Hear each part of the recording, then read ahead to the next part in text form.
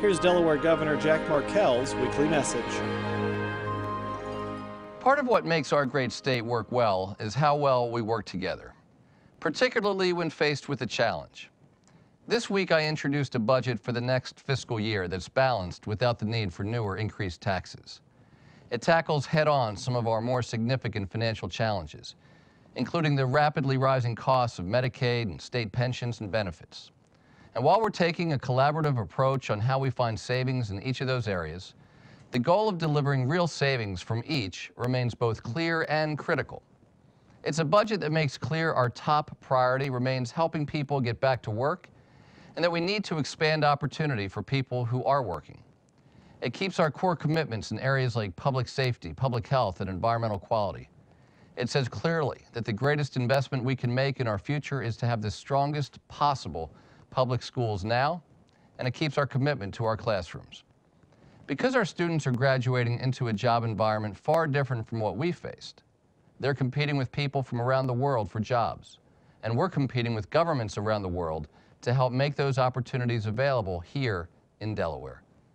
It's a budget whose growth is limited by some of the cuts we've made the last 2 years, including slashing our state vehicle pool, renegotiating the scope and cost of office leases, shedding hundreds of jobs in state government, and cutting energy and other costs. But the budget also makes painful but necessary cuts in some popular programs, the kind of programs we would want to fund.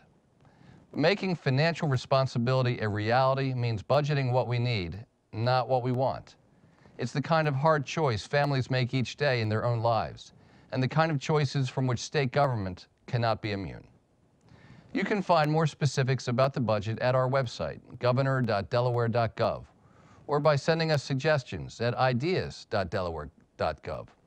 One thing is clear. We need to make these hard choices now if we're going to make sure our children succeed, if we're going to stay focused on getting people back to work, if we're going to make sure that our financial future isn't crowded out by runaway costs in a few key areas, and if we're going to succeed in keeping Delaware moving forward. Watch WITN on the web. www.witn22.org. Watch live programming. Check out past City Council meetings.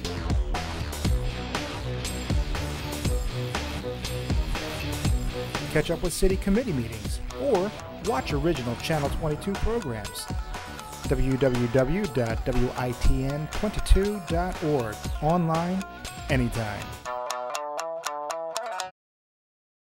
Come and see what everyone's talking about. Refreshments will be served.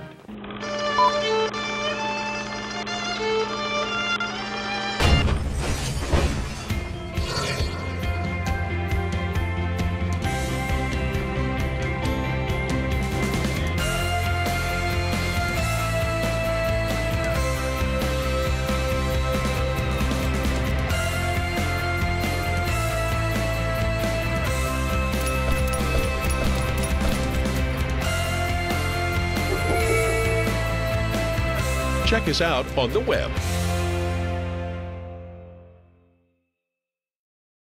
The City of Wilmington, along with Recycle Bank, has expanded the list of items that can be recycled.